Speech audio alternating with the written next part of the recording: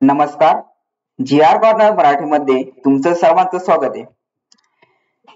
तर मागील व्हिडिओमध्ये डीबीटीच्या माध्यमातून डॉक्युमेंट्स कशा प्रकारे अपलोड करायचे याचा संपूर्ण आढावा, संपूर्ण स्टेप बाय स्टेप प्रोसेस आपण मागील व्हिडिओमध्ये पाहिली होती.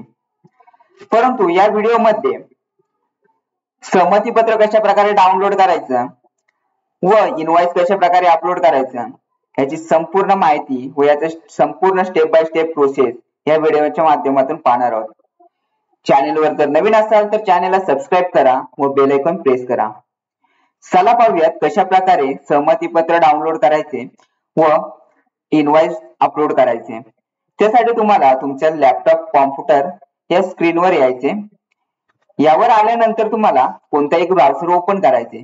ब्राउझर ओपन करून झाल्यानंतर तुमची जी काही शेतकरी आयडी असेल ती शेतकरी आयडी लॉग इन करून घ्यायची.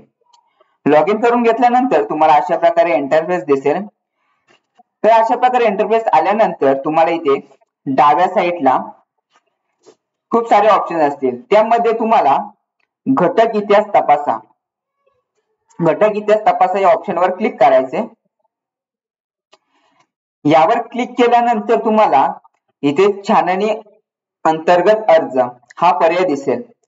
तर या पर्यायावर आल्यानंतर तुम्हाला, जर तुम्ही ऑलरेडी या पर्यायावर आले नाही तर तुम्हाला या पर्यायावर तुम्हाला सिलेक्ट करायचे. यावर आले नाही तरच तुम्हाला सिलेक्ट करायचे.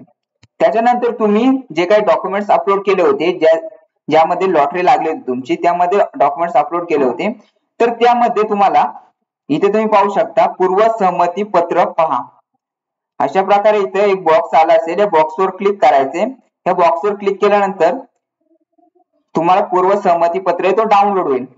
त्याच्यानंतर डॉक्युमेंट्स इनवॉइस अपलोड कशा प्रकारे करायचा, तर इनवॉइस अपलोड करण्यासाठी तुम्हाला इथे डाव्या साईडला यायचे आणि इथे चलन अपलोड, डीपीआर, काम पूर्ण झाल्याचे प्रमाणपत्र या ऑप्शनवर क्लिक करायचे.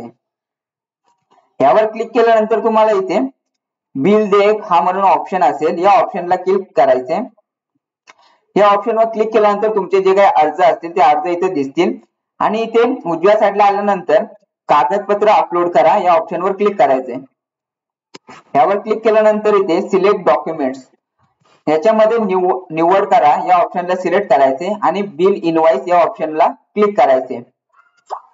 या ऑप्शनला क्लिक केल्यानंतर यामध्ये तुमचं जे काही इनवॉइस असणार आहे ते इनवॉइस तुम्हाला अपलोड करायचे आणि त्याच्यानंतर इथे इनवॉइस अमाउंट तुमची जी काही XYZ अमाउंट असणार आहे ते XYZ अमाउंट टाकायचे. त्याच्यानंतर इथे विक्रेत्याचा जीएसटी क्रमांक आहे, तो जीएसटी क्रमांक तुम्हाला यामध्ये टाकून घ्यायचे.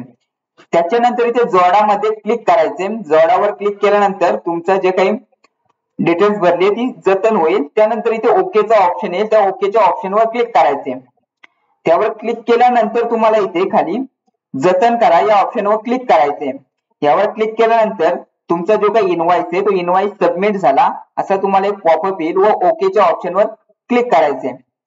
तर अशा पद्धतीने तुम्ही जे काही सहमती पत्र आहे व इनवॉइस अपलोड कशा प्रकारे करायचं याची संपूर्ण माहिती, संपूर्ण अपडेट तुम्ही या व्हिडिओमध्ये पाहिला असेल. तर अशाच प्रकारचे महत्त्वपूर्ण अपडेट्स मिळवण्यासाठी चॅनलला सबस्क्राइब करा व बेल आयकॉन प्रेस करा. बेल आयकॉन प्रेस केल्याने तुम्हाला महत्त्वपूर्ण अपडेट्स नोटिफिकेशनद्वारे तुमच्यापर्यंत पोहोचत राहतील. तर व्हिडिओ आवडला तर व्हिडिओला लाईक करा, शेअर करा आणि कमेंट करायला विसरू नका. भेटूयात आपण पुढील व्हिडिओमध्ये.